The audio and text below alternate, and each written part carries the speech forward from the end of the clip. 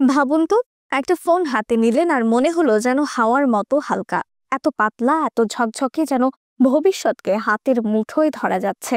হ্যাঁ, অ্যাপেল এবার উন্মোচন করলো তাদের ইতিহাসের সবচেয়ে পাতলা স্মার্টফোন, নাম আইফোন এয়ার। আর এর নেপথ্যের গল্পে আছেন এক বাংলাদেশি তরুণ, যিনি বদলে দিচ্ছেন প্রযুক্তির চেহারা। অ্যাপেলের নতুন 17 সিরিজে এসেছে 4টি ভেরিয়েন্ট: আইফোন 17, 17 প্রো, 17 ম্যাক্স আর সবচেয়ে আলোচিত আইফোন এয়ার। মাত্র 5.6 মিলিমিটার পাতলা এই ফোনের ওজন 165 গ্রাম। হাতে নিলে যেন মনে হয় কোনো শিল্পকর্ম। 80% রিসাইকেল টাইটেনিয়ামের তৈরি এর শরীর, সামনে ও পেছনেও সিরামিক শিল্ড গ্লাস, আর ডিসপ্লেতে 6.5 ইঞ্চির সুপার রেটিনা XDR, যা চোখে দেয় সিনেম্যাটিক অনুভূতি।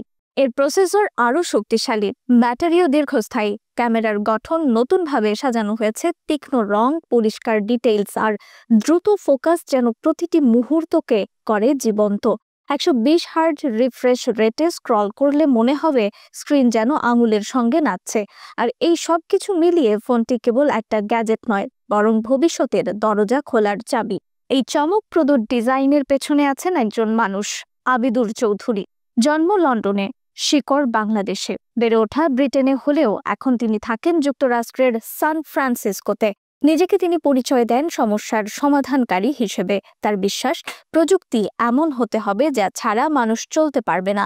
আবিদুর পড়াশোনা করেছেন লন্ডনের লাভবারো ইউনিভার্সিটিতে, প্রোডাক্ট ডিজাইন ও টেকনোলজিতে। সেখান থেকে ফ্রিল্যান্স কাজ শুরু করে 2019 সালে অ্যাপেলের সঙ্গে যুক্ত হন। গত 7 বছর ধরে তিনি নীরবে তৈরি করছিলেন সেই আইফোন, যা আজ আলোচনার কেন্দ্রবিন্দু।